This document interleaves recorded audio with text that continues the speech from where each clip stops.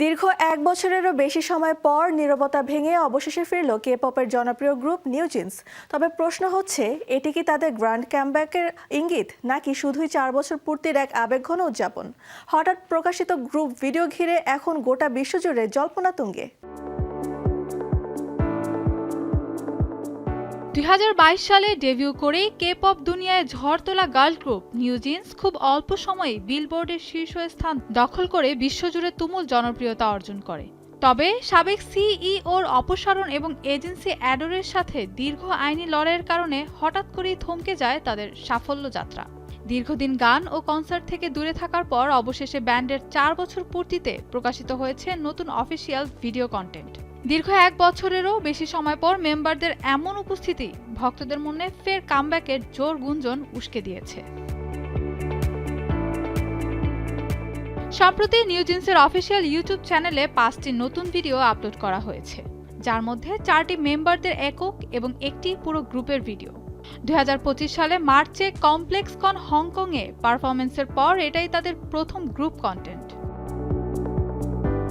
ভিডিওতে মিনজির উপস্থিতি সবাইকে সবচেয়ে বেশি চমকে দিয়েছে, কারণ এজেন্সির সাথে তার ভবিষ্যৎ এতদিন অনিশ্চিত ছিল। অ্যাডোর জানিয়েছে হ্যারিন, হেইন এবং হানি এজেন্সিতে ফিরে এসেছেন এবং মিনজির সাথে আলোচনা চলছে।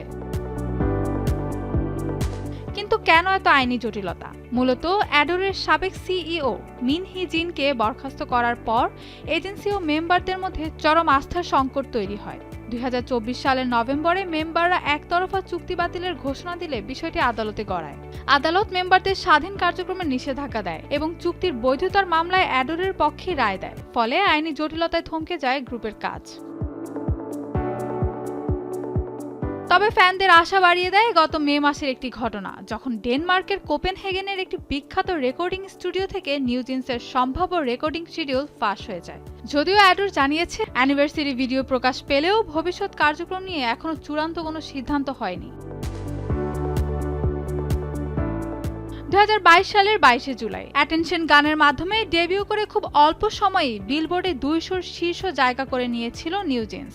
২০২৪ সালের জুন মাসে তাদের জাপানি সিঙ্গেল সুপার ন্যাচারালের পর থেকে নতুন কোনো গান আসেনি। তবে নতুন ভিডিও প্রকাশের পর থেকেই ভক্তদের মনে উকি দিচ্ছে প্রশ্ন, সত্যিই কি ফিরছে NewJeans? Mahbuba Mustarin, showbiz tonight.